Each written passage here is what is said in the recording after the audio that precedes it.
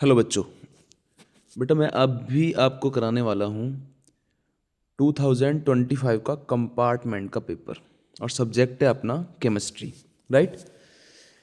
देखते हैं बेटा कि कंपार्टमेंट में किस प्रकार से क्वेश्चन आए थे और हम फिर उन क्वेश्चंस को कैसे सॉल्व करें। ठीक है, कौन कौन से चैप्टर से क्वेश्चन आए थे वो भी आपको बताऊंगा कि किस चैप्टर से ये क्वेश्चन कौन से चैप्टर से है। ठीक है, और आपको इसका कितना आंसर लिखना है, उसके साथ साथ मैं आपको इसकी मार्किंग स्कीम भी बताऊंगा। तुरंत क्वेश्चन के तुरंत बाद आपको क्या मिलेगा, उसका आंसर भी मिलेगा। राइट, आपको जितना लिखना है। ठीक है बेटा, तो स्टार्ट करते हैं अपने पेपर को और अपना प्रैक्टिस करते हैं। देखिए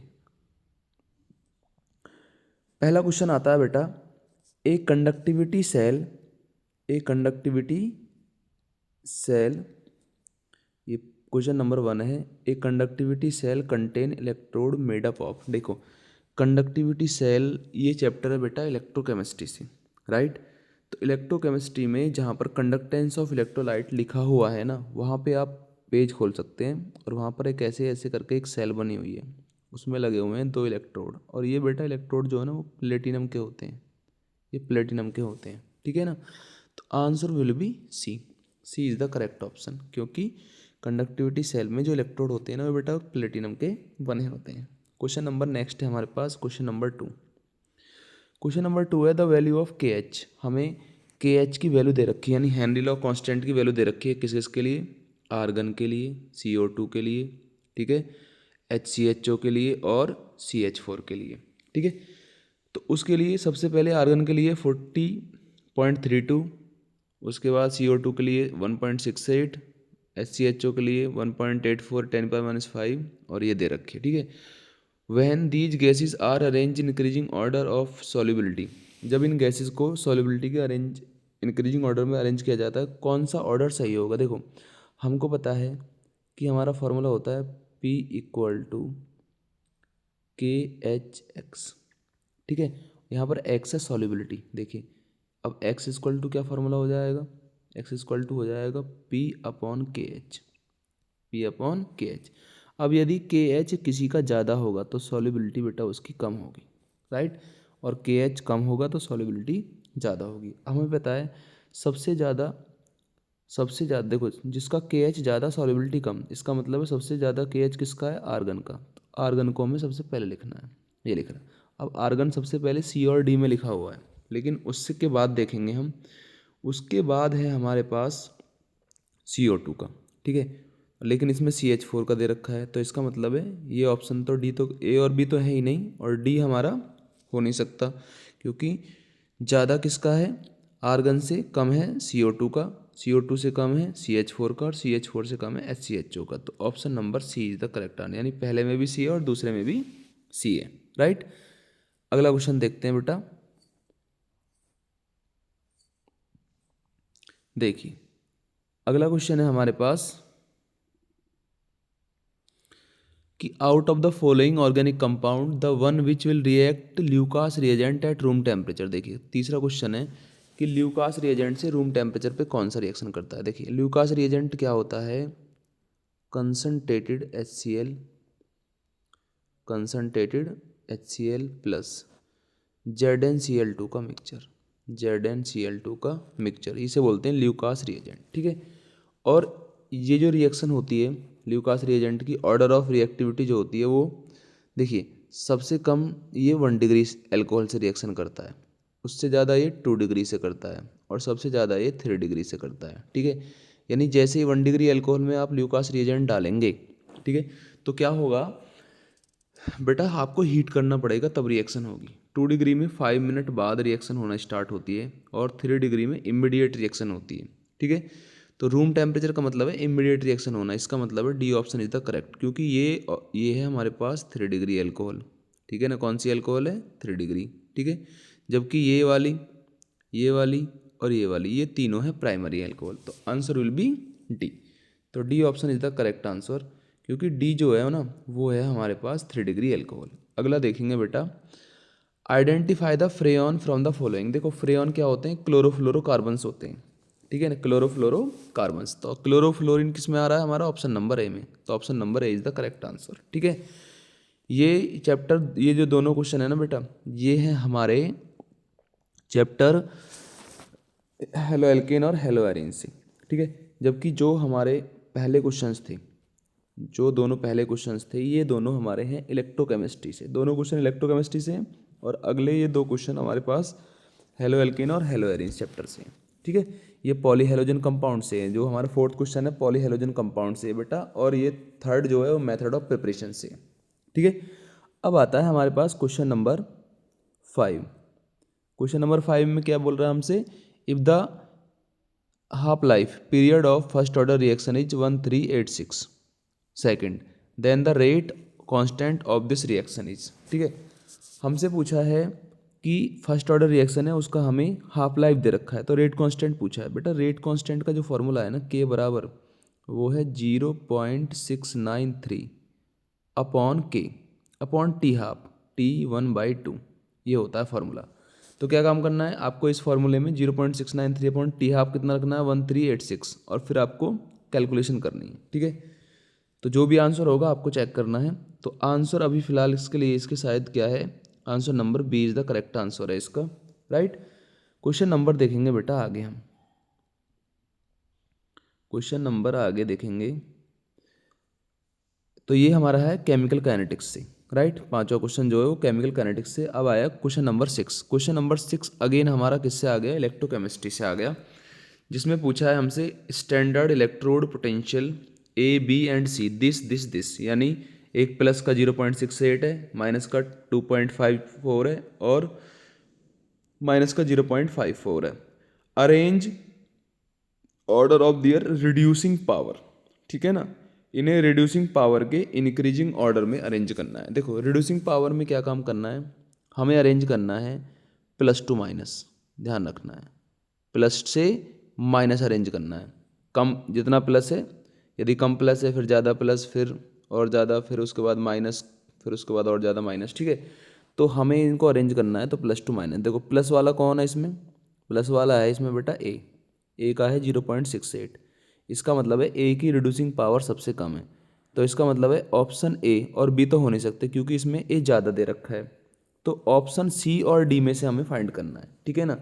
तो सबसे पहले हमारे पास ए आ गया, अब सी और डी में दोनों में ए है, शुरुआत में ही है, लेकिन फिर देखेंगे हम नेक्स्ट, नेक्स्ट क्या हो जाएगा, सी ने, ए के बाद सी आना चाहिए, ए के बाद सी, क्योंकि फिर ये ज़्यादा नेगेटिव है, ये कम नेगेटिव है। जो हमारा बी वाला है ये ज़्यादा नेगेटिव है, ज़्यादा नेगेटिव हमें बाद में लेना है, कम नेगेटिव हमें पहले लेना है, ठीक है। क्योंकि रिड्यूसिंग पावर जो होती है वो ज़्यादा पॉजिटिव से ज़्यादा नेगेटिव की तरफ बढ़ती है, ठीक है। तो हो गया हमारे पास पहला ए, फिर आ जाएगा बेटा सी, फिर आ जाएगा सी, और फिर आ जाएगा बी। तो option number C is the correct answer, right. तो अरेंज करना है अच्छे से, भूलना नहीं है। ऑक्सीडाइजिंग पावर पूछता तो ये फिर अपोजिट हो जाता। अब है glucose on reaction with Br2 water gives. देखो ग्लूकोज की रिएक्शन यदि आप Br2 वाटर, ये बायोमोलिक्यूल से क्वेश्चन है, ठीक है। यदि आप ग्लूकोज की रिएक्शन Br2 वाटर के साथ रिएक्शन कराएंगे तो बेटा डायरेक्ट रिएक्शन दे रखी है, इसमें बनता है हमारे पास क्या, ग्लूकोनिक एसिड। क्योंकि Br2 वाटर जो होता है ना, वो हमारा है एक माइल्ड ऑक्सीडाइजिंग एजेंट। तो ये क्या काम करेगा, जो ग्लूकोज के ऊपर CHO ग्रुप होता है, ग्लूकोज के ऊपर CHO होता है बेटा, उसे COOH में कन्वर्ट कर देता है, COOH में, ठीक है ना। तो ये बन जाता है ग्लूकोनिक एसिड। ये हमें ध्यान रखना है, Br2 वाटर एक माइल्ड ऑक्सीडाइजिंग एजेंट है। तो नेक्स्ट क्वेश्चन देखते हैं। नेक्स्ट है बेटा क्वेश्चन नंबर हमारे पास question number 8। A compound CaCl2.6H2O undergo complete dissociation in water, the van't Hoff factor is. देखो आई कैसे निकलती है, जैसे CaCl2 है, वाटर को छोड़ दीजिए, भूल जाइए कुछ देर के लिए। तो यहाँ पे है CaCl2। अब CaCl2 को मैंने ब्रेक किया तो ये टूटा, Ca2 पॉजिटिव प्लस, Ca के ऊपर 2 पॉजिटिव आएगा, plus 2Cl negative, 2Cl negative, ऐसे आया, ठीक है। तो इसने क्या काम किया, पानी में घुलने के बाद जब कंप्लीट डिसोसिएट हो, एक तो क्लोराइड आयन दिया, दो क्लोराइड आयन और एक कैल्शियम आयन दिया। तो टोटल आयन कितने हो गए, 1 कैल्शियम आयन और 2 क्लोराइड आयन, तो टोटल हो गए हमारे पास 3। तो answer will be third, right. अगला क्वेश्चन देखते हैं बेटा। अगला क्वेश्चन है हमारे पास, the transition element which show both +1 and +2 oxidation state. देखिए +1 और +2 ऑक्सीडेशन स्टेट इसमें बेटा कॉपर शो करता है, केवल कॉपर। जब ये हमारा डी ब्लॉक एलिमेंट से है और इसमें एक टेबल बनी हुई है डी एनसीईआरटी में, उसमें हमें दे रखा है कॉपर की ऑक्सीडेशन स्टेट +1 और +2, राइट। तो दो ऑक्सीडेशन स्टेट दे रखी है +1 +2, तो हमारे पास option number C is the correct answer, right. देखते हैं बेटा नेक्स्ट। अब आता है हमारे पास question number 10। Which of the following halide contain sp2CX bond. ये हेलो एल्केन से दोबारा से तीसरा क्वेश्चन है हेलो एल्केन का ये, राइट। तो हमें ध्यान रखना है, 3 क्वेश्चन हमारे इलेक्ट्रोकेमिस्ट्री से भी आ चुके हैं। सॉल्यूशन से हमारे पास ये क्वेश्चन आया है, डी ब्लॉक से हमारे पास ये क्वेश्चन आया है, ठीक है। तो ध्यान रखना है, ये वाला जो है बेटा हेलो एल्केन के क्लासिफिकेशन से है, हेलो एल्केन के क्लासिफिकेशन से, और इसमें हो जाता है हमारे पास विनाइलिक हैलाइड्स। देखो क्योंकि क्या होता है, ये एल्काइल हैलाइड, ये जो है हमारे पास क्या है, ये वाला एल्काइल हैलाइड, एलाइलिक हैलाइड और बेंजाइलिक, ये तो sp3 वाले हैं, ये तीनों sp3 होता है, sp3CX बॉन्ड होता है, ठीक है। तो vinylic is the correct answer, जिसमें sp2 होता है। और अच्छे से इसको पढ़ भी लेंगे, अपनी एनसीईआरटी की बुक अपने पास रख लो, ठीक है, एक एक चीज़ समझ में आ जाएगी, ठीक है। अगला क्वेश्चन है बेटा, विच of the following amine has the highest boiling point. देखो ये हमारा एमीन से क्वेश्चन आया है, ठीक है, एमीन से। अब बॉइलिंग पॉइंट का क्या ऑर्डर होता है, देखो सबसे कम होता है 3 डिग्री एमीन का बॉइलिंग पॉइंट, उससे ज़्यादा बेटा होता है 2 डिग्री एमीन का, उससे ज़्यादा होता है 1 डिग्री एमीन का, राइट। क्योंकि 1 डिग्री एमीन में हाइड्रोजन बॉन्डिंग ज़्यादा होती है। अब इनमें से सब में से 1 डिग्री एमीन केवल डी है, क्योंकि पेंटेन एमीन है, इसमें सारे 5 कार्बन जुड़े हुए हैं और पहले कार्बन से NH2 जुड़ा हुआ है। तो option number D is the correct answer, ठीक है। When phenyl methyl ether is heated with HI it produce. देखो फिनाइल मिथाइल ईथर का मतलब क्या होता है, फिनाइल मिथाइल ईथर का मतलब है एक बेंजीन रिंग, एक कॉमन नेम है एक्चुअल में, बेंजीन रिंग, बेंजीन रिंग के ऊपर O और O के साथ जुड़ा हुआ है बेटा CH3, O के साथ है CH3। तो जब मैं इसको हीट करूँगा HI के साथ, ठीक है, तो यहाँ से ये बॉन्ड टूटेगा, ये प्लस और ये माइनस, ठीक है। ऐसे ही क्या हो जाएगा, ये वाला प्लस हाइड्रोजन, हाइड्रोजन में प्लस और I पर माइनस, तो I तो जुड़ जाएगा CH3 के साथ, ठीक है। ये बॉन्ड टूटेगा जब, क्योंकि CH3 प्लस का साइन है, तो इसका नेगेटिव इसके पास जाएगा CH3 के साथ, तो CH3I बनेगा, तो मिथाइल आयोडाइड बनेगा ये वाला ऑप्शन, और यहाँ पर OH आएगा तो फिनॉल बनेगा। तो option number D is the correct answer. ये बेटा ये है ईथर से, एल्कोहल फिनॉल वाला और ईथर वाला चैप्टर है, तो ईथर से ऑप्शन है ये, ठीक है ना। तो अच्छे से पढ़ लेना है, ये HI के साथ रिएक्शन है, तो वहाँ पर इसको क्या है अच्छे से हमें पढ़ लेना है, अपने नोट्स वगैरह जो भी हमारे पास अवेलेबल मटेरियल है, ठीक है। आगे चलते हैं बेटा, आगे है हमारे पास क्वेश्चन नंबर है हमारे पास बेटा 13। क्वेश्चन नंबर 13 देखिए। अब क्वेश्चन नंबर 13 है असर्शन रीजन। देखिए असर्शन रीजन एक्टिनॉइड। अब डी ब्लॉक से क्वेश्चन आया है, actinoid show a wide range of oxidation state. देखो एक्टिनॉइड जो होता है ना, वो बहुत ज़्यादा ऑक्सीडेशन स्टेट शो करते हैं, तो ये बात ऑप्शन सही है, ठीक है ना, ज़्यादा ऑक्सीडेशन स्टेट होती है इनकी लैंथेनॉइड से। और actinoid are radio active in nature, और एक्टिनॉइड जो होते हैं वो रेडियो एक्टिव भी होते हैं। मतलब क्या है, ये जो असर्शन है ये भी बेटा ट्रू है, और ये जो रीजन है ये भी सही है, लेकिन ये करेक्ट एक्सप्लेनेशन नहीं है। इसका मतलब क्या हुआ, इसका मतलब ये हुआ कि ऑप्शन हमारे पास ये भी सही है, हमारे पास ये भी सही है, लेकिन ये इसका करेक्ट एक्सप्लेनेशन नहीं है, तो ऑप्शन नंबर क्या आ जाएगा इसमें, बी आ जाएगा। इसका मतलब है इसका आंसर आ जाएगा बी, ठीक है। यानी both assertion and reason are correct, but reason is not correct explanation of assertion, ठीक है। क्वेश्चन नंबर 14 चलते हैं बेटा, अच्छे से पढ़ लेंगे ना, इसको हो जाएगा क्वेश्चन नंबर 13 को। अब presence of NO2 group at ortho and para position increase the reactivity of hello arenes toward nucleophilic substitution reaction. ये हमारा फिर हेलो एरिन से क्वेश्चन आया है, ठीक है। असर्शन रीजन, इसमें NO2 ग्रुप ये कह रहा है ऑर्थो पैरा पोजीशन पे increase the reactivity of hello arenes toward nucleophilic. ये बात गलत है बेटा, ये बिल्कुल रॉन्ग है, ऐसा नहीं है। NO2 ग्रुप होता है मेटा डायरेक्टर, ये मेटा पोजीशन पे इलेक्ट्रॉन डेंसिटी इंक्रीज करता है, ना कि ऑर्थो और पैरा पोजीशन पे। तो पहला ऑप्शन तो होगा, असर्शन तो हो गया गलत।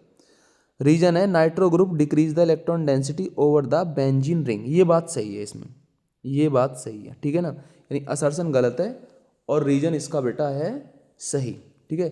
और असर्शन जब गलत होता है रीजन सही होता है, तो ऑप्शन होता है हमारे पास D, right.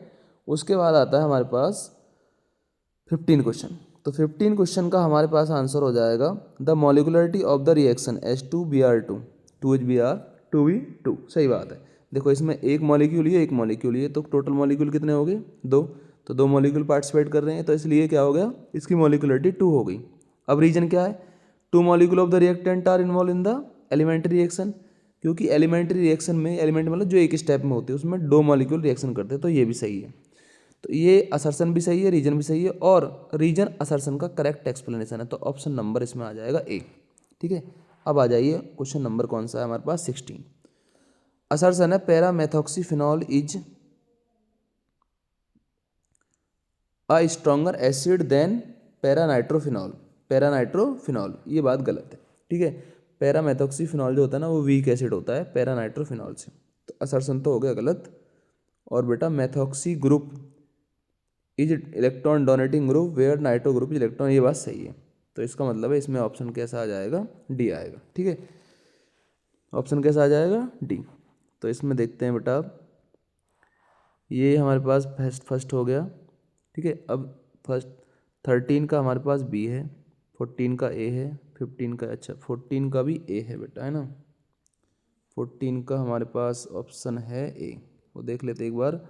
Presence of NO2 group at ortho and para position increase the reactivity of hello arenes to, हाँ हाँ बिल्कुल सही है, क्योंकि मैंने यहाँ से ये पढ़ा नहीं है nucleophilic substitution reaction, nucleophilic substitution reaction नहीं पढ़ा, इसलिए ठीक है। तो ऑप्शन नंबर इसमें ए ही आ जाएगा, ये तो तुम्हें ध्यान रखना है, ऑप्शन नंबर ए आ जाएगा, मैंने ध्यान नहीं दिया इसमें। ठीक है। अब ये हो गया बी, ये हो गया ए, ये भी हो गया ए, और ये हो गया मेरे पास डी। ठीक है। ये ऑप्शन इसके करेक्ट है। ठीक है। आगे बढ़ते हैं बेटा। तो बी ए और डी, और इसको मैच कर लेंगे। अब आता है question number 17। Give 1 point difference between the following. Give 1 point difference between the following. ठीक है। एक हमें पॉइंट डिफरेंस बताना है, पॉइंट डिफरेंस बताना है। पहला है स्टार्च एंड सेलुलोज, दूसरा प्राइमरी एंड सेकेंडरी एल्कोहल। देखो यदि हम बात करें स्टार्च एंड सेलुलोज की, तो स्टार्च में होता है अल्फा डी ग्लूकोज और सेलुलोज में होता है बेटा बीटा डी ग्लूकोज। ये आया है हमारे पास बायोमोलिक्यूल से क्वेश्चन है। ठीक है ना। स्टार्च में क्या होता है बेटा? Alpha D glucose. ठीक है। और सेलुलोज में होता है बीटा डी ग्लूकोज। यही पॉइंट डिफरेंस आपको लिख देना है। ठीक है। स्टार्च में एमाइलोज और एमाइलोपेक्टिन होता है, जबकि सेलुलोज में ऐसा कुछ नहीं होता। प्राइमरी और सेकेंडरी स्ट्रक्चर बतानी है हमको। देखो प्राइमरी स्ट्रक्चर ऑफ प्रोटीन क्या है, जिसमें क्या होता है अमीनो एसिड एक पर्टिकुलर सीक्वेंस में लगे होते हैं, जबकि सेकेंडरी स्ट्रक्चर में एक पर्टिकुलर स्ट्रक्चर बनाते हैं, अल्फा पिलेटेड सीट स्ट्रक्चर और बीटा पिलेटेड सीट स्ट्रक्चर, वो बीटा पिलेटेड सीट स्ट्रक्चर और अल्फा हेलिक्स। ठीक है। तो देख लेते हैं इसका आंसर मार्किंग स्कीम से। ये रहा, देखो starch is made up of alpha D glucose while the cellulose is made up of beta D glucose units. हो गया डिफरेंस, ध्यान रखना है, 1 नंबर में है। अगला अमीनो एसिड, जो प्राइमरी स्ट्रक्चर ऑफ प्रोटीन यहाँ पे लिख रहा है ना, प्राइमरी स्ट्रक्चर ऑफ प्रोटीन। तो अमीनो एसिड क्या है? Amino acid are linked with each other in specific sequence in a is a primary structure, right. ध्यान रखना है। While the secondary structure refers to the shape in which long polypeptide chain can exist. इसमें 2 shape आ जाती हैं, एक आएगी हमारे पास alpha helix, एक आ जाएगी बीटा प्लेटेड सिस्ट स्ट्रक्चर। तो ये हमें 1 नंबर में लिखना है। ठीक है। तो क्या डिफरेंस हो गया? स्टार्च में बेटा क्या हो गया हमारे पास? स्टार्च में आ गया हमारे पास अल्फा डी ग्लूकोज और सेलुलोज में beta D glucose. Primary structure में क्या होता है? अमीनो एसिड एक पर्टिकुलर सीक्वेंस में लगे होते हैं, और सेकेंडरी स्ट्रक्चर में क्या होता है? एक पर्टिकुलर स्ट्रक्चर बनाते हैं। ठीक है। अब क्वेश्चन नंबर हमारे पास है 18। देखिए visa diluted the solution of 2 electrolyte. देखो वीसा क्या है? 2 इलेक्ट्रोलाइट है। ये फिर इलेक्ट्रोकेमिस्ट्री से क्वेश्चन आया है, पहले से ही 3 क्वेश्चन आ चुके हैं। ठीक है ना। अब वीसा है वो, उसने क्या है 2 सॉल्यूशन को डायल्यूट करा, ए और बी को डायल्यूट करा। द ऑब्जर्व दैट कि डेल्टा एम मतलब क्या हो जाएगा? वो लैम्डा एम हो जाएगा हमारे पास मोलर कंडक्टिविटी। ए की तो 28 टाइम्स बढ़ती है, जबकि बी की जो है ना वो 1.8 टाइम्स ही बढ़ती है। ठीक है। तो ये कह रहा है इनमें से स्ट्रॉन्ग इलेक्ट्रोलाइट कौन सा है। तो तुम्हें एक बात ध्यान रखनी है, जिसकी कम बढ़ रही है ना वही स्ट्रॉन्ग इलेक्ट्रोलाइट है। उसका कारण क्या होता है? क्योंकि स्ट्रॉन्ग इलेक्ट्रोलाइट जितना ब्रेक होना है ना वो शुरुआत में ही ब्रेक हो जाता है, फिर आप पानी डालोगे केवल आयंस के बीच में दूरी बढ़ेगी, जिससे आयंस अच्छे से माइग्रेट कर पाएंगे। जबकि जो वीक इलेक्ट्रोलाइट होते हैं उनमें उनको डाइल्यूट करते हैं तो उनके आयन में डिसोसिएशन होता है, उनके आयन बढ़ते हैं, आयन बढ़ेंगे तो कंडक्टिविटी बढ़ेगी। इसलिए क्या हो गया, जब भी ऐसा क्वेश्चन आए तो बता देना जिसकी जो कम, ठीक है, एंड जो जिसकी मोलर कंडक्टिविटी कम इंक्रीज हो रही है ना, वही हमारे पास स्ट्रॉन्ग इलेक्ट्रोलाइट है। ठीक है, तो ये हमें ध्यान रखना है बेटा।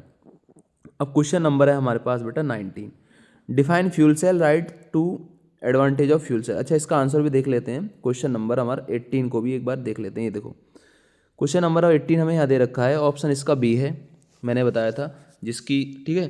तो on dilution there is a slight increase the number of ions strong electro, क्योंकि स्ट्रॉन्ग इलेक्ट्रोलाइट में बहुत ही कम आयंस इंक्रीज होते हैं, केवल माइग्रेशन होता है, आयन तो बहुत ही कम इंक्रीज होते हैं, हम नेग्लेजिबल मान सकते हैं, केवल दूर दूर आयंस हो जाते हैं डायल्यूट करने से, तो वो अच्छे से माइग्रेट कर सकते हैं।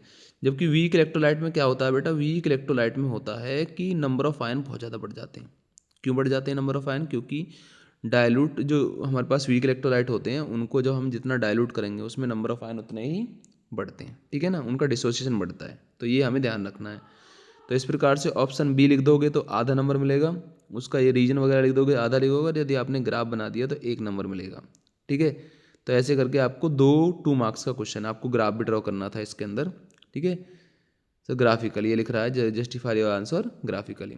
अब आ गया क्वेश्चन नंबर हमारे पास 19, देखो define fuel cell, write two advantage of fuel cell over ordinary cell. देखो फ्यूल सेल क्या होती है, ये एक ऐसी डिवाइस होती है जिसमें क्या होता है कि फ्यूल को बर्न किया जाता है, फ्यूल को क्या किया जाता है, बर्न। अब फ्यूल जब बर्न होता है तो बर्न होने पर बेटा वो फ्यूल कौन कौन से, हाइड्रोजन, मीथेन और मिथेनॉल को बर्न करके उसमें होने वाली केमिकल एनर्जी को कन्वर्ट किया जाता है इलेक्ट्रिकल एनर्जी में, इसे बोलते हैं fuel cell. The device which convert chemical energy produce from combustion of methane, methanol and hydrogen into chemical energy, इसे इलेक्ट्रिकल एनर्जी से बोलते हैं बेटा फ्यूल सेल। इसके 2 एडवांटेज क्या होते हैं, एक तो ये नॉन पॉल्यूटिंग होती है, इससे पॉल्यूशन नहीं होता है। दूसरा बेटा ये हाईली एफिशिएंट होती है, इसकी एफिशिएंसी ज़्यादा होती है, ये हमें ध्यान रखना है, ये हमें ध्यान रखना है। और आंसर भी हम इसका देख लेते हैं 19 का, एक galvanic cell which convert energy of combustion of fuel directly into electrical energy, और हाई एफिशिएंसी होती है, पॉल्यूशन फ्री होती है। ठीक है, यदि आप डेफिनेशन लिखेंगे तो 1 नंबर मिलेगा, और जब दोनों पॉइंट लिख देंगे तो फिर आपको आधा आधा नंबर और मिल जाएगा। इस प्रकार से आपके नंबर हो जाएंगे 2। ठीक है, इसमें और वाला आप करना चाहो तो कैसे करेंगे, predict the product of electrolysis in each of the following. इसमें प्रोडक्ट ऑफ इलेक्ट्रोलाइसिस पूछना है, ये भी हमारा इलेक्ट्रोकेमिस्ट्री से क्वेश्चन आया, ऊपर वाला भी देखो 2 और 2 4 और 3 पहले आ चुके हैं साथ में। ठीक है ना, तो इसमें a dilute solution of H2SO4 with platinum electrode, यानी आपको प्लेटिनम का इलेक्ट्रोड यूज करके, तो यहाँ पर क्या ध्यान रखना है, जब आप ऐसा करेंगे तो हमें एक ऑक्सीजन गैस मिलती है बेटा इसमें, और एक मिलती है हाइड्रोजन गैस, ये आपको ध्यान रखना है, एक ऑक्सीजन और एक हाइड्रोजन। ठीक है, इसका आंसर चेक कर लेते हैं। देखिए हाइड्रोजन गैस कैथोड पर, ऑक्सीजन गैस एनोड पर मिलेगी। उसके बाद aqueous solution of CuCl2 platinum का इलेक्ट्रोड है, ऐसे केस में क्या है, कॉपर मिलेगा और हमें क्लोरीन गैस मिलेगी। कॉपर मिलेगा बेटा हमें कैथोड पर और क्लोरीन गैस मिलेगी हमें एनोड पर। यदि आप इतना लिखते हैं तो आपको क्या है, आधा आधा नंबर यहाँ से, आधा आधा नंबर यहाँ से मिल जाएगा। ठीक है, ये इलेक्ट्रोलाइसिस चैप्टर से क्वेश्चन, मतलब इलेक्ट्रोकेमिकल सेल से, इलेक्ट्रोकेमिस्ट्री से है, उसमें भी इलेक्ट्रोलाइटिक जो सेल होती है ना उससे क्वेश्चन आया बेटा, है ना। आगे चलते हैं, क्वेश्चन नंबर है हमारे पास क्वेश्चन नंबर 20। देखो क्वेश्चन नंबर 20 है, 20 क्या, name the reaction which can be use to distinguish chemically between aniline और एनकॉम एंड डाइमिथाइल एनिलीन। ये हम एनिलीन से क्वेश्चन आया है और ये टेस्ट से है, एनिलीन का टेस्ट कैसे करें। देखो एक हमारे पास क्या है, एनिलीन है, बेंजीन के ऊपर NH2, एक हमारे पास है एनकॉम एंड डाइमिथाइल एनिलीन, यानी बेंजीन के ऊपर N और N से 2 जुड़े हुए हैं CH3, उसे बोलते हैं एनकॉम एंड डाइमिथाइल एनिलीन। तो हमें एक टेस्ट बताना है, तो इसके लिए आपको लिखनी पड़ेगी बेटा कपलिंग रिएक्शन, ध्यान रखना कपलिंग रिएक्शन, एनिलीन जो होता है ना, ठीक है, या फिर कार्बेलामिन रिएक्शन लिख देंगे। एनिलीन की रिएक्शन कराएंगे क्लोरोफॉर्म के साथ, ठीक है, एल्कोहलिक KOH, तो एक फाउल स्मेलिंग सब्सटेंस बनेगा। ठीक है, एनिलीन उसको रिएक्शन को देगा, जब भी NN डाइमिथाइल एनिलीन उस रिएक्शन को नहीं देगा। ठीक है, इसका आंसर चेक कर लेते हैं बेटा।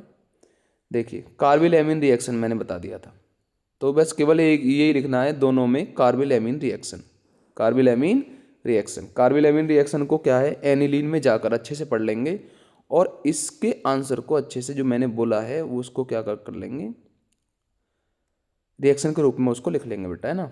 अब क्वेश्चन नंबर आता है हमारे पास next, why can aniline not be prepared by ammonolysis of chlorobenzene under normal condition. देखो एनिलीन क्यों नहीं बनाया जा सकता, एनिलीन जो है वो एनिलीन क्यों नहीं बना सकते अमोनोलाइसिस ऑफ क्लोरोबेंजीन से। यदि क्लोरोबेंजीन का अमोनोलाइसिस करें तो एनिलीन क्यों नहीं बना सकते, ठीक है ना। क्योंकि क्या होता है इसमें CCl बॉन्ड टूटेगा, क्लोरोबेंजीन में CCl बॉन्ड, लेकिन CCl बॉन्ड रेजोनेंस के थ्रू इसमें क्या हो जाता है, स्ट्रांग हो जाता है। ध्यान रखना है अमोनोलाइसिस में स्ट्रांग हो जाता है CCl बॉन्ड, ठीक है। आंसर चेक कर लेते हैं बेटा। आंसर है इसमें CCl bond is not cleavage easily by NH3 due to partial double bond character CC, है ना। इसमें पार्शियल बॉन्ड क्लीवेज मतलब क्या है, बॉन्ड स्ट्रांग इसलिए हो जाता है क्योंकि रेजोनेंस के through partial double bond character आ जाता है इसके अंदर। ये अच्छे से आपको पढ़ना है कि पार्शियल डबल बॉन्ड करेक्टर कैसे आता है। क्योंकि जैसे मान लीजिए मैंने ये लिखा क्लोरोबेंजीन, ये मैंने क्लोरोबेंजीन लिख लिया यहाँ पर, तो क्लोरीन में होते हैं बेटा लॉन पेयर, यहाँ पे लॉन पेयर होते हैं, lone pair.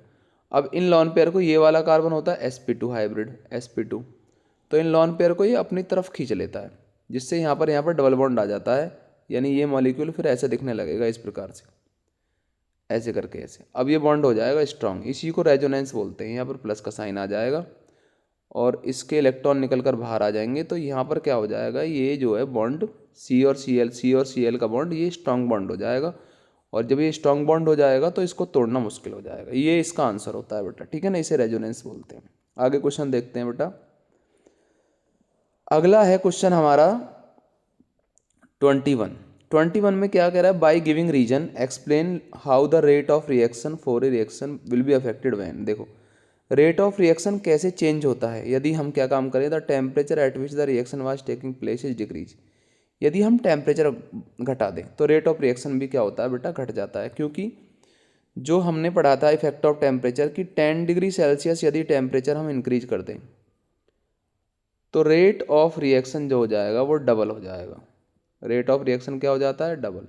10 degree Celsius temperature बढ़ने से रेट ऑफ रिएक्शन डबल हो जाता है। तो इसका मतलब क्या हुआ, सिंपल सा मतलब हुआ भैया इसका कि टेम्परेचर यदि आपने घटाया तो रेट ऑफ रिएक्शन घटेगा। और यदि आपने कैटलिस्ट ऐड किया, कैटलिस्ट, ठीक है, तो कैटलिस्ट क्या काम करते हैं, रेट ऑफ रिएक्शन को बढ़ाते हैं, रेट ऑफ रिएक्शन को बढ़ाते हैं। तो पहले में आ जाएगा डिक्रीज, ठीक है, क्योंकि और दूसरे में आ जाएगा इंक्रीज। इतने पे ही आपको 2 मार्क्स मिल जाएंगे, ठीक है। आंसर चेक कर लेते हैं बेटा। 21 का rate of reaction decrease on decreasing temperature, बिल्कुल सही बात है। उसके बाद effective collision decrease in fraction of molecules having energy equal to और ग्रेटर देन ए, ठीक है। अब हमने या तो इनको लिख दो, मैंने बोलो मतलब इसका रीजन लिख रखा है। अब बी ऑप्शन में क्या है, rate of reaction increase on adding catalyst. मैंने बताया कि भाई रेट ऑफ रिएक्शन क्या होगा, इंक्रीज होगा कैटलिस्ट डालने से, ठीक है। और डिक्रीज टेम्परेचर घटाने से क्या होगा बेटा, वो डिक्रीज हो जाएगा, ठीक है। Due to lowering of activation में क्या रीजन जो दे रखा है बी, इसका एक्टिवेशन एनर्जी लोअर हो जाती है। एक्टिवेशन एनर्जी क्या हो जाती है, लोअर, ठीक है। तो ये हमें ध्यान रखना है क्वेश्चन नंबर 21। अब देखेंगे नेक्स्ट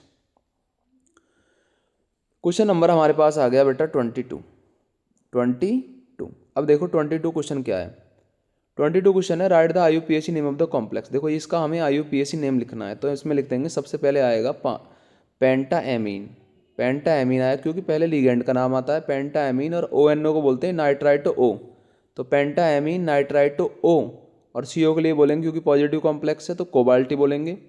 तो पेंटाएमीन नाइट्राइटो O कोबाल्ट, और इसकी ऑक्सीडेशन स्टेट आएगी 2 तो प्लस की ये हो गई, और एक यहाँ से आएगी ONO से, तो टोटल हो जाएंगी 3। तो पेंटाएमीन नाइट्राइटो O कोबाल्ट थर्ड, ये इसका नाम हो जाएगा, ठीक है। एक बार इसको चेक कर लेते हैं बेटा। तो नाम हो जाएगा पेंटाएमीन nitrito O cobalt third. Ion लगाओ या मत लगाओ, ठीक है।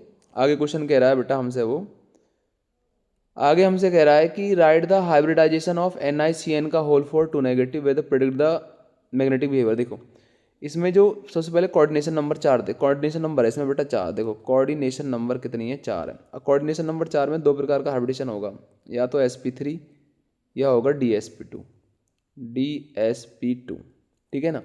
अब जो sp3 है ना, ये हमारे पास होगा वीक फील्ड लिगेंड के लिए, वीक फील्ड लिगेंड के लिए, जैसे ClBr और dsp2 होगा बेटा स्ट्रॉन्ग फील्ड लिगेंड के लिए, होगा स्ट्रॉन्ग फील्ड लिगेंड के लिए, ठीक है। अब स्ट्रॉन्ग फील्ड लिगेंड होते हैं जैसे CN हो गया, CO हो गया, तो हमारे पास CN आ रहा तो ऑब्वियसली क्या होगा इसमें हाइब्रिडेशन DsP2 होगा, और जब DsP2 होगा, जब अंदर का D यूज करता है तो सारे इलेक्ट्रॉन पेयर्ड हो जाते हैं, तो ऐसे केस में मैग्नेटिक बिहेवियर जो आएगा इसका वो आ जाएगा हमारा डायामैग्नेटिक, ठीक है ना, ध्यान रखना है। sp3 है तो पैरामैग्नेटिक होगा और DsP2 है तो डायामैग्नेटिक होता है, राइट। तो ये होता है बेटा, है ना। तो क्वेश्चन नंबर ये हो गया हमारा। अब हमसे पूछा है question number C, what type of isomerism shown by the complex, इस कॉम्प्लेक्स में कौन से प्रकार की आइसोमेरिज्म है। सिंपल है कि हमें दो कॉम्प्लेक्स दे रखे हैं, तो दो कॉम्प्लेक्स कौन से में होते हैं, कोऑर्डिनेशन में, ध्यान रखना है। तो answer will B coordination isomerism है बेटा इसका। एक बार आंसर चेक कर लेते हैं, राइट। तो ये हो गया हमारे पास क्वेश्चन नंबर 22। तो नाम तो मैंने आपको बता दिए, हाइब्रिडाइजेशन DsP2 और डायमैग्नेटिक वो मैंने आपको बता दिया, और कोऑर्डिनेशन आइसोमेरिज्म मैंने आपको एक्सप्लेन कर दिया, क्योंकि जो दो ब्रैकेट वाले क्वेश्चन आते हैं ना, दो ब्रैकेट वाले कॉम्प्लेक्स होते हैं, उसमें कोऑर्डिनेशन आइसोमेरिज्म ही होती है, ध्यान रखना है। अब आ जाइए क्वेश्चन नंबर 23। देखो, आपको एक रीजन बताना है कि tertiary butyl bromide on reaction with sodium methoxide, ठीक है ना, gives alkene as the main product. ये बेटा ईथर से क्वेश्चन आया है। ये जो ऊपर वाला क्वेश्चन था 22, ये कोऑर्डिनेशन से था। अब जो क्वेश्चन आया है ये एल्कोहल फिनॉल ईथर से आया है। इसमें पूछा है टर्सरी ब्यूटाइल ब्रोमाइड। देखो, टर्सरी ब्यूटाइल ब्रोमाइड का मतलब होता है एक C, उसके तीनों तरफ CH3 और एक Br, उसकी सोडियम मेथॉक्साइड के साथ यानी CH3ONA के साथ जब रिएक्शन कराएंगे तो ऐसे केस में क्या हो जाएगा बेटा, इसमें एलिमिनेशन हो जाएगा, ठीक है, सब्स्टिट्यूशन नहीं होगा। क्योंकि क्या होता है, क्योंकि सोडियम मेथॉक्साइड में जो मेथॉक्साइड आयन होता है ना, वो एक स्ट्रॉन्ग बेस की तरह वर्क करता है, और स्ट्रॉन्ग बेस में क्या होगा, फिर वो क्या है, यहाँ से H आयन को ले लेगा, और H आयन को लेने के बाद फिर ये एलिमिनेशन होने लगेगी, ना कि सब्स्टिट्यूशन, ठीक है। एक बार आंसर चेक कर लेते हैं बेटा।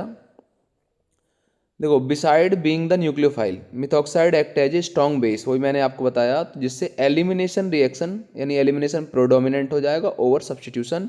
तो ये आपको अच्छे से याद रखना है, ये इंपॉर्टेंट क्वेश्चनों में से एक होता है, ठीक है। अगला क्वेश्चन है हमारे पास ऑर्थो नाइट्रोफिनॉल। अगला क्वेश्चन है हमारे पास ऑर्थो, क्वेश्चन है बेटा अगला, ortho nitrophenol is steam volatile while para nitrophenyl is not. देखो, क्योंकि ऑर्थो नाइट्रोफिनॉल में आता है हमारे पास कौन सी हाइड्रोजन बॉन्डिंग दो प्रकार की होती है, इंटर और इंट्रामोलिकुलर। तो बेटा ऑर्थो में इंट्रामोलिकुलर हाइड्रोजन बॉन्डिंग होती है, ध्यान रखना, ऑर्थो में इंट्रामोलिकुलर हाइड्रोजन बॉन्डिंग होती है, तो ये वीक होती है, जबकि पैरा में इंटरमोलिकुलर हाइड्रोजन बॉन्डिंग होती है, ये स्ट्रांग होती है। तो हमें ये ध्यान रखना है, राइट।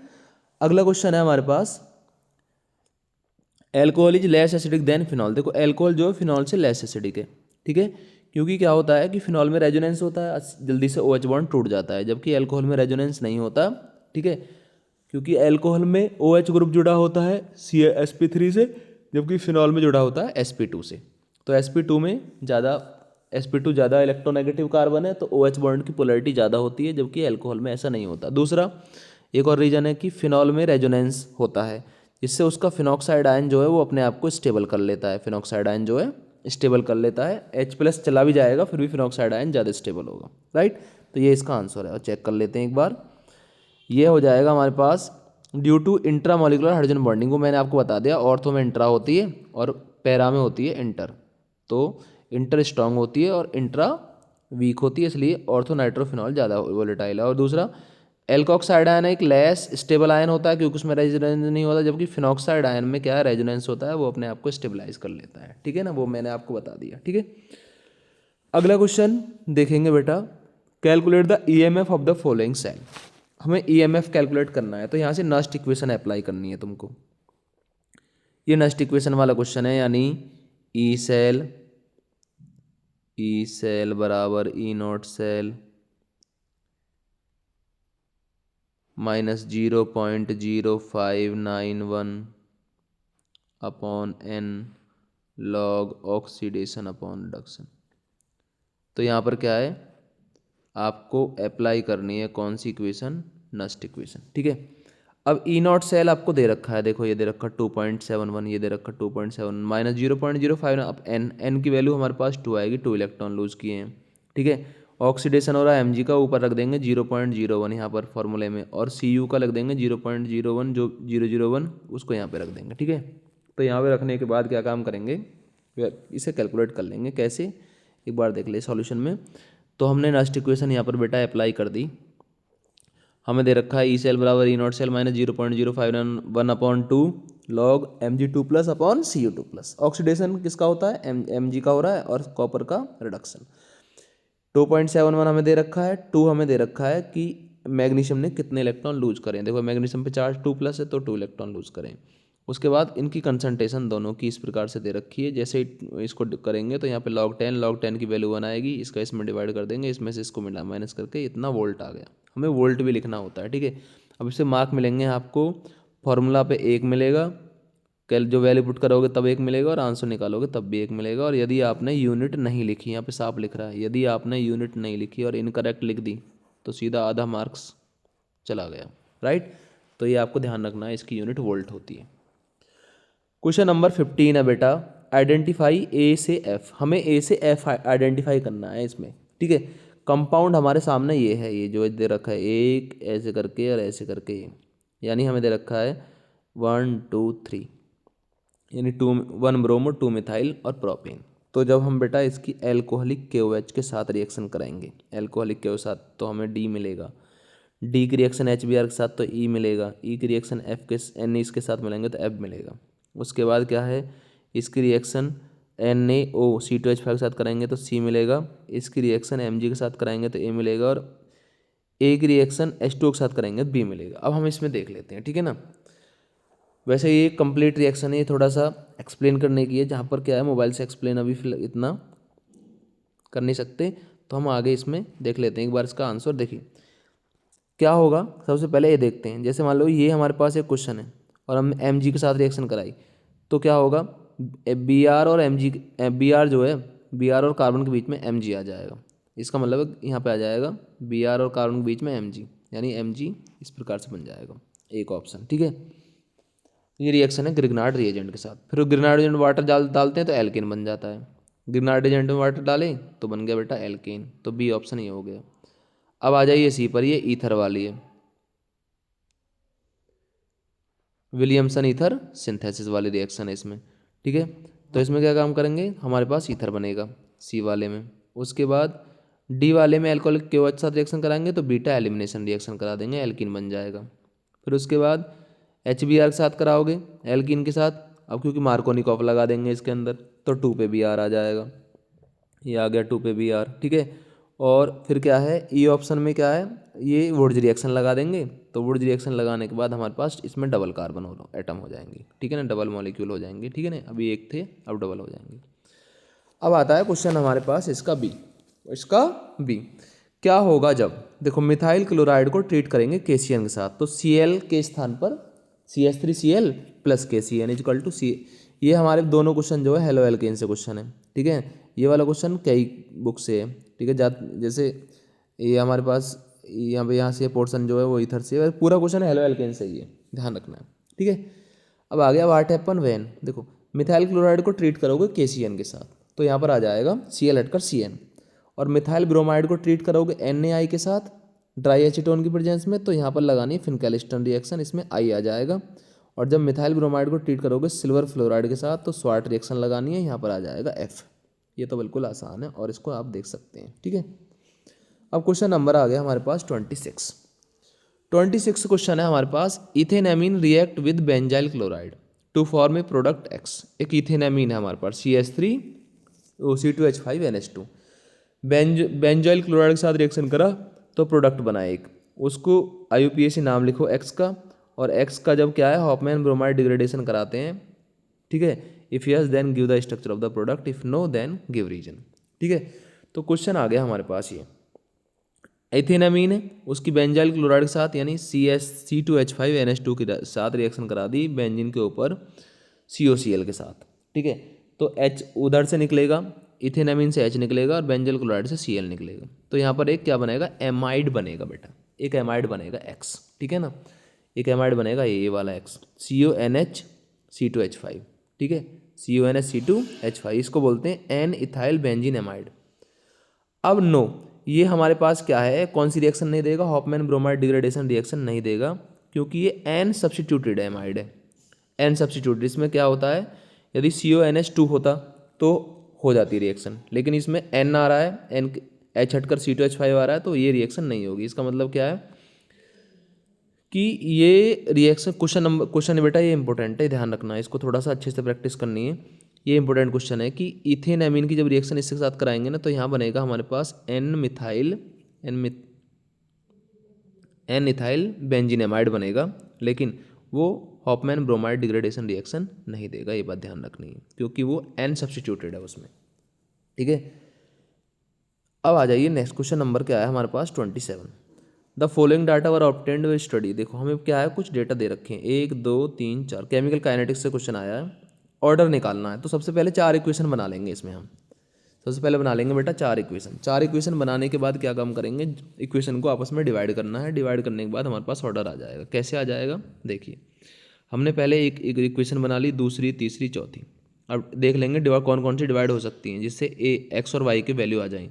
फर्स्ट और 3 को डिवाइड कर देंगे तो वाई की वैल्यू 0 आ जाएगी विद रेस्पेक्ट टू बी, और 2 और 3 को डिवाइड कर देंगे तो वाई की वैल्यू एक्स की वैल्यू 1 आ जाएगी। ठीक है, विद रेस्पेक्ट टू 1, तो ऑर्डर 1 आ जाएगा। ए के रेस्पेक्ट में ऑर्डर 1 आ जाएगा, बी के रेस्पेक्ट में ऑर्डर 0 आ जाएगा। ठीक है, तो ओवरऑल ऑर्डर आ गया। और रेट कैसे लिखेंगे, यहाँ पे किसी भी एक इक्वेशन में क्या है वैल्यू पुट कर देंगे एक्स और वाई की, तो हमारे पास ऑर्डर आ जाएगा, रेट आ जाएगा इसका। ठीक है, तो इसको अच्छे से कर लेना, ये केमिकल काइनेटिक्स से था। अब क्वेश्चन नंबर है बेटा हमारे पास 28। देखो 28, सोडियम हाइड्रोजन सल्फाइड, ये हमारे पास है एल्डिहाइड कीटोन कार्बोक्सिलिक एसिड से। ठीक है, 3 मार्क्स का क्वेश्चन है। Sodium hydrogen sulphide is used for the separation of purification of aldehyde. Reason बताना है। ठीक है, क्योंकि सोडियम हाइड्रोजन सल्फाइड के साथ जो है ना एल्डिहाइड और कीटोन रिएक्शन करके एक क्या है वाइट क्रिस्टलाइन सबस्टांस बनाते हैं, वाइट क्रिस्टलाइन सबस्टांस बनाते हैं, इसलिए ये सेपरेशन में यूज होता है। उसके बाद 2,2,6 trimethyl cyclohexane does not form cyanohydrin, क्योंकि यहाँ पर आ जाता है बेटा स्टीयरिक हिंड्रेंस और इलेक्ट्रॉनिक रीजन की वजह से, ये ध्यान रखना है। Only NH2 group semicarbazide involve in the formation of semicarbazone, क्योंकि क्या होता है एक दूसरा जो ग्रुप होता है उसके लॉन पेयर रिंग में चले जाते हैं, उसके लॉन पेयर रिंग में। देख लेते हैं तीनों क्वेश्चंस को, देखिए क्या है। देखो एल्डिहाइड, ये क्वेश्चन आ गया, because aldehyde form water soluble hydrogen sulphide addition compound which can be converted back to aldehyde on treating with dilute mineral acids. क्योंकि क्या होता है वाटर फॉर्म वाटर सॉल्युबल, इसमें क्या होता है जब भी एल्डिहाइड में NaHSO3 डालेंगे तो वाइट प्रेसिपिटेट बनता है, इसमें वाटर सॉल्युबल कैसे दे रहे हैं, वाटर इनसॉल्युबल होना चाहिए। ठीक है ना, एक क्रिस्टलाइन सब्सटेंस बनता है। ठीक है, उसके बाद क्या होता है दूसरा, ये इसमें स्टेरिक हिंड्रेंस आ जाएगा बेटा, इसमें स्टेरिक हिंड्रेंस मैंने पहले बता दिया, और इसमें अदर NH2 ग्रुप रेजोनेंस में आ जाता है, तो ये तुम्हें ध्यान रखना है, दूसरा NH2 ग्रुप रेजोनेंस में आ जाता है। ठीक है, क्वेश्चन नंबर देखेंगे बेटा हम नेक्स्ट। क्वेश्चन नंबर है हमारे पास 29। 29 क्वेश्चन में हमें एक ये कुछ पैराग्राफ दे रखा है और हमसे क्या क्या पूछा है। क्वेश्चन नंबर फर्स्ट है, क्वेश्चन नंबर फर्स्ट हमसे पूछा है बेटा कि व्हाट इज द स्पेक्ट्रल, देखो स्पेक्ट्रोकेमिकल सीरीज क्या होती है। स्पेक्ट्रोकेमिकल सीरीज होती है जब लिगेंड को हम क्या काम करेंगे, अरेंज करते हैं, लिगेंड को अरेंज करते हैं CFSC के इंक्रीजिंग ऑर्डर में, तो हमें एक सीरीज मिलती है, उसे बोलते हैं स्पेक्ट्रोकेमिकल सीरीज। और what is the relation between delta T and delta O. Delta T और डेल्टा ओ में क्या रिलेशन है, देखो डेल्टा टी बराबर 4/9 डेल्टा ओ, ये रिलेशन होता है बेटा इन दोनों में, ध्यान रखना है। और सीरीज क्या होती है, अरेंजमेंट, बहुत सारे लिगेंड को अरेंज करना होता है, increasing order of their CFSC यानी क्रिस्टल फील्ड स्प्लिटिंग एनर्जी। जैसे हमें वेवलेंथ दे रखी है यहाँ पर, देखो क्या होता है, E की वैल्यू होती है एनर्जी की वैल्यू HC/λ। ठीक है, यदि लैम्बडा ज़्यादा है तो एनर्जी कम होगी, और लैम्बडा कम है तो एनर्जी ज़्यादा होगी। तो जिसका कम लैम्बडा है, देखो कम लैम्बडा किसका है इसमें 310, तो 310 वाले की एनर्जी कैसी है, कम है, 310 वाले को पहले लिखेंगे। ठीक है ना, यानी सी, इसकी एनर्जी कैसी है बेटा, अच्छा वेवलेंथ कम है, वेवलेंथ कम है तो एनर्जी इसकी ज़्यादा होगी, ये गया नहीं है। सबसे पहले ज़्यादा वेवलेंथ देखनी है, ज़्यादा वेवलेंथ है 600। ठीक है, इसमें सब ज़्यादा 600 है, तो इसकी जो है CFSC सबसे कम होगी, क्योंकि वेवलेंथ ज़्यादा तो एनर्जी कम। तो सबसे पहले लिखना हमें H2O, यानी H2 स्पेक्ट्रोकेमिकल सीरीज बनाए तो H2O के बाद हमें क्या लिखना है 535 लिखना है बेटा, तो हमें लिखना है फिर इसमें Cl और NH3, फिर लिखना है हमें 500। ठीक है, फिर आ जाएगा मेरे पास ये H2O और NH3। ठीक है। उसके बाद ऐसे ही करके अरेंज कर लेंगे इनको, ठीक है। ये होता है हमारे पास CFSC, मतलब इनको अरेंज करना, ठीक है। किसकी एनर्जी ज़्यादा है, किसकी एनर्जी कम है। क्वेश्चन नंबर इसमें नेक्स्ट है बेटा, next arrange this in increasing order of wavelength of light absorb. देखो ये तो आपको करना है, H2O NH3 और CN। तो यहाँ दिख रहा है H2O NH3 और CN, तो ये CN है, CN ये हो गया, NH3 हो गया, H2O, इनको अरेंज करना है। अरेंज इंक्रीजिंग वेवलेंथ में, increasing wavelength of light absorb. तो वेवलेंथ देखो सबसे ज़्यादा, सबसे कम किसकी है, साइनाइड की। तो सबसे पहले साइनाइड लिखना है आपको, ठीक है। सबसे पहले आपको ये लिखना है। उसके बाद किसकी है बेटा, NH3 की। तो फिर इसको ले लिखना है, तो अरेंज ही है पहले से ही, इंक्रीजिंग वेवलेंथ में ही अरेंज है, ठीक है ना। फिर H2O लिखना है आपको, ठीक है। लेकिन एनर्जी CFSC का इंक्रीजिंग ऑर्डर पूछे तो अपोजिट हो जाएगा, ये तुम्हें ध्यान रखना है। और इसका और में देख लेते हैं। On the base of crystal field theory right the electronic configuration of D4 यदि delta O less than delta P। देखिए ये आया है हमारे पास CFT से, यदि delta O less than PA, ठीक है। तो इसका मतलब क्या है, ये वीक फील्ड लिगेंड है। वीक फील्ड लिगेंड में क्या होता है, देखो क्या होता है, 5d ऑर्बिटल ऐसे टूटते हैं। ये तो हो गया मेरे पास क्या, T2G, और ये हो गया बेटा मेरे पास E, ये तो हो गया T2G, और ये हो गया EG। अब हमें 5 इलेक्ट्रॉन भरने हैं, वीक फील्ड लिगेंड है ना। तो पहला इलेक्ट्रॉन गया, 4 इलेक्ट्रॉन भरने बेटा, 4 5 2 3 और एक इसमें आएगा, एक इसमें आएगा। तो इस प्रकार से आ जाएगा। यदि एक इसमें होता, यदि होता स्ट्रॉन्ग फील्ड लिगेंड में, यानी P कम होती, तो 6 के 6 5 के 5 इलेक्ट्रॉन इसी में आ जाते T2G में। तब तो हो जाता T2G5, और अब हो जाएगा T2G3 EG2, राइट। ये हमें ऐसे ध्यान रखना है। तो इसका आंसर हो जाएगा T2G3 EG2। अगला क्वेश्चन देखते हैं। Define crystal field splitting energy. Crystal field splitting energy क्या होता है, the energy difference between the T2G and EG level. T2G और EG लेवल की एनर्जी का डिफरेंस होता है क्रिस्टल फील्ड स्प्लिटिंग एनर्जी। इसको अच्छे से पढ़ लेंगे। देखो spectrochemical arrangement of ligand increasing order of their CFSC, reason हो जाएगा डेल्टा T 4/9 डेल्टा O, और इसको ऐसे अरेंज कर देंगे, मैंने अभी बताया था आपको। इसका हो जाएगा T2G3 EG2, और एनर्जी रिक्वायर्ड टू सेपरेट या energy difference between T2G and EG, इसी का नाम होता है क्या, CFSC। क्वेश्चन नंबर अगला है हमारे पास, क्वेश्चन नंबर है बेटा 30। एक क्वेश्चन नंबर हमें यहाँ दे रखा है, ये आया है बायोमोलिक्यूल से, डायरेक्ट क्वेश्चन है। Right any 2 function of carbohydrate. देखो कार्बोहाइड्रेट हमें एनर्जी देते हैं, जैसे स्टार्च देता है, पौधों को भी देते हैं एनर्जी, ठीक है। दूसरा जो कार्बोहाइड्रेट सेलुलोज होता है ना, सेलुलोज वो पौधों में सेल वॉल बनाता है, सेल वॉल बनाता है, ये हमें ध्यान रखना है। अब आता है ये व्हाट आर मोनोसैकेराइड। मोनोसैकेराइड क्या होते हैं, मोनोसैकेराइड मतलब क्या है, जिनका हाइड्रोलाइसिस पॉसिबल नहीं है, और सिंपल यूनिट्स में, जैसे कि ग्लूकोज हो गई, फ्रक्टोज हो गई, राइबोज, डीऑक्सीराइबोज, ठीक है। Write the name of deficiency D is cause by the lack of vitamin D. Vitamin D से बेटा हो जाता है, छोटे बच्चों में तो रिकेटस हो जाता है, हड्डियाँ कमजोर हो जाती हैं, और बड़ों में हो जाता है ऑस्टियोमेलेशिया, ये ध्यान रखना है, ठीक है। Name the hormone which maintain the glucose level with in the normal limit, इसे बोलते हैं इंसुलिन। इंसुलिन हार्मोन होता है, ठीक है ना। एक बार चेक कर लेते हैं, बेटा। तो यह हो जाएगा biofuel, provide energy, instant energy, ये सब लिखना है। A carbohydrate that can not hydrolyse, जो हाइड्रोलाइज नहीं होते उन्हें मोनोसैकेराइड बोलते हैं। रिकेटस छोटे बच्चों में, ऑस्टियोमेलेशिया बड़ों बच्चों में, और इंसुलिन क्या हो जाता है, इंसुलिन ब्लड ग्लूकोज लेवल को मेंटेन करता है, ठीक है। क्वेश्चन नंबर बेटा है हमारे पास 31, ये हमारे पास आया है डी ब्लॉक से क्वेश्चन आया है। Write the chemical equation involve in the preparation of potassium permanganate from pyrolusite mineral. देखो पायरोलूसाइट मिनरल होता है MnO2, तो इससे क्या है, हमें बनाना है KMnO4। तो उसके लिए क्या होता है, एक पर्टिकुलर सीक्वेंस ऑफ रिएक्शन होती है, जैसे ये लिखा हुआ है 2MnO2 4KOH O2 2K2MnO4 plus H2O। अच्छे से याद कर लेंगे प्रिपरेशन को। पायरोलूसाइट मिनरल MnO2 होता है, फिर क्या काम करेंगे, 3MnO4 नेगेटिव, फिर उसको एसिडिक मीडियम में डालेंगे तो 2MnO4 नेगेटिव बन जाएगा, और यही हमें बनाना था। MnO4 नेगेटिव होता है परमैंगनेट, और MnO4 2 नेगेटिव होता है हमारा मैग्नेट, ये हमें ध्यान रखना है, ठीक है। क्वेश्चन नंबर बेटा हमारे यहाँ नेक्स्ट आपको रीजन बताना है। रीजन क्या है, स्कैंडियम सॉल्ट आर वाइट, क्योंकि इसमें अनपेड इलेक्ट्रॉन नहीं होते। E naught value is positive, E naught और इसकी नेगेटिव। देखो इसकी वैल्यू पॉजिटिव है, क्योंकि इसमें क्या होता है हमारे पास हाइड्रेशन एंथैल्पी, इसकी क्या होती है बेटा, कम होती है, एंथैल्पी ऑफ एटोमाइजेशन इसकी ज़्यादा होती है। देखो इसकी एंथैल्पी ऑफ एटोमाइजेशन ज़्यादा होती है और इसकी क्या होती है, Mn2 प्लस Mn की क्या है, नेगेटिव है, तो इसका मतलब है ये स्टेबल होता है। और हाइड्रोजन एंथैल्पी इसमें मान लीजिए ज़्यादा है, इसमें हाइड्रोजन एंथैल्पी ज़्यादा है, इसमें एंथैल्पी ऑफ एटोमाइजेशन ज़्यादा है, इसलिए, है ना। Third question, transition metal have high enthalpy of atomisation. क्योंकि क्या होता है, एंथैल्पी ऑफ एटोमाइजेशन डिपेंड करती है नंबर ऑफ अनपेयर्ड इलेक्ट्रॉन पे और मेटालिक बॉन्डिंग पे, तो मेटालिक बॉन्डिंग इसमें ज़्यादा होती है, ठीक है, क्योंकि नंबर ऑफ अनपेयर्ड इलेक्ट्रॉन ज़्यादा होते हैं। आंसर चेक कर लेते हैं बेटा एक बार, देखिए 31 का, due to presence of greater number of unpaired electron, ये आगे greater number of unpaired electron होते हैं, ये मतलब अच्छा ये है सेकंड।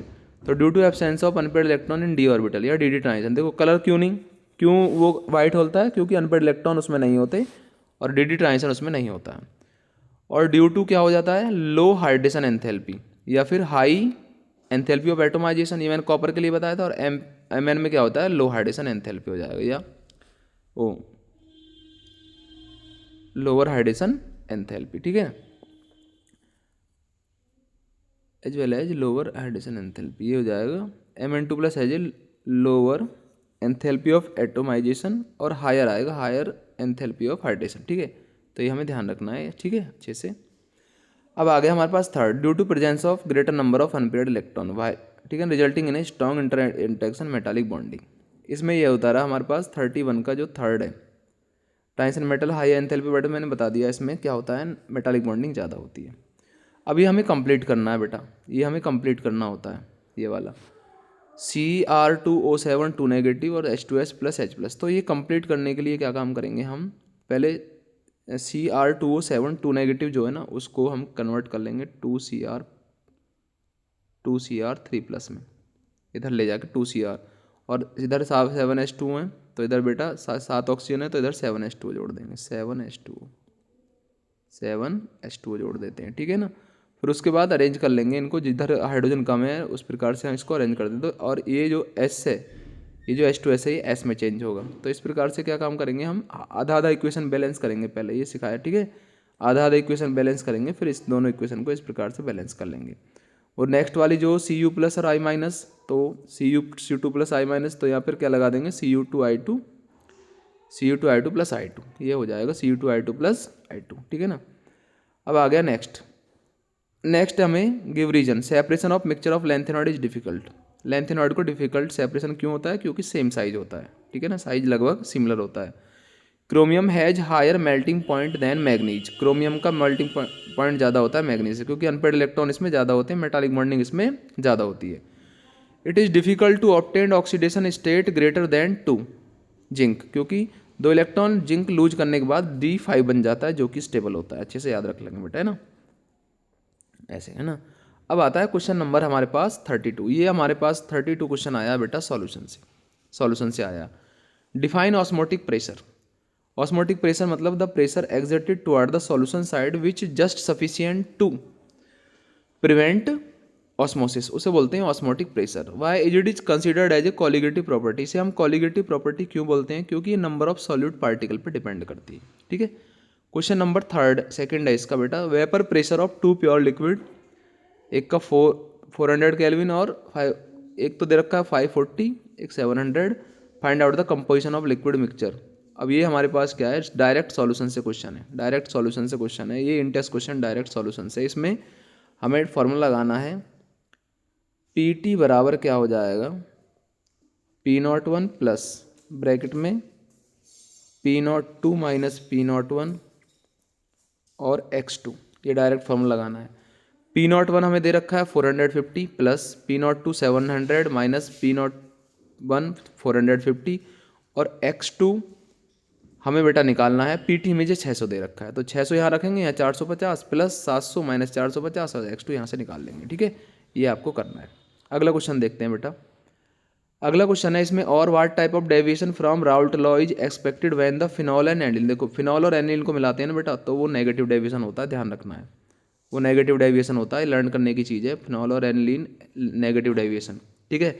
होगा क्या, नेट चेंज ये होता है, एंथैल्पी में क्या चेंज हो, एंथैल्पी बेटा इसकी वॉल्यूम ऑफ मिक्सचर की एंथैल्पी जो होती है ना वो घट जाती है, ध्यान रखना है, वॉल्यूम ऑफ मिक्सचर की एंथैल्पी डिक्रीज हो जाती है, वॉल्यूम भी डिक्रीज हो जाता है, एंथैल्पी भी डिक्रीज हो जाती है। और फोर्स ऑफ अट्रैक्शन जो पहले था ए और ए के बीच, और बी और फिनॉल फिनॉल और एनलीन के बीच तो जा अपने मॉलिक्यूल, वो जब उनको दोनों को ऐड करेंगे तो वो क्या होता है हमारे पास, फोर्स ऑफ अट्रैक्शन उनमें बढ़ जाता है, जिससे वेपर प्रेशर घट जाता है, जिससे वो नेगेटिव डेविएशन शो करते हैं। ये ध्यान रखना है।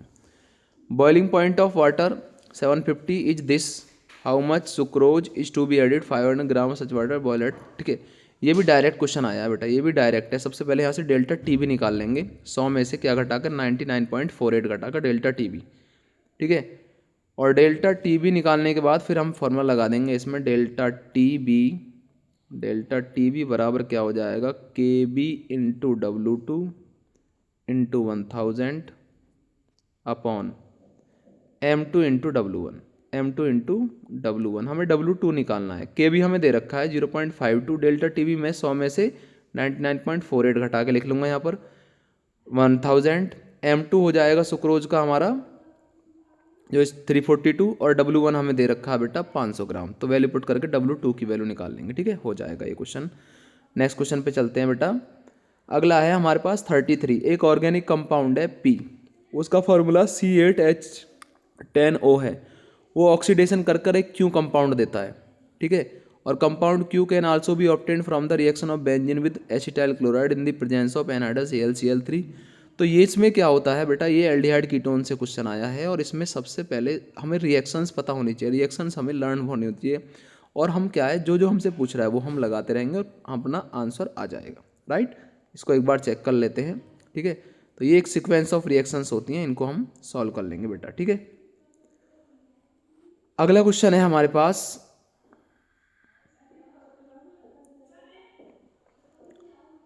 ये हो जाएगा ना। अगला क्वेश्चन है हमारे पास ये, give the structure of the product when benzaldehyde heated with in the presence of KOH। देखो बेंजल्डिहाइड को KOH के साथ, तो यहाँ पर आपको लिखना है बेटा कैनिजारो रिएक्शन, याद कर लेना कैनिजारो रिएक्शन, और उसका आंसर लिख लेना इससे। ठीक है, अगला क्वेश्चन है बेटा, carry out the following conversion, propanone से प्रोपेन बनाना है। देखो प्रोपेनॉन से प्रोपेन बनाना है तो यहाँ लगाना है आपको क्लीमेंसन रिडक्शन।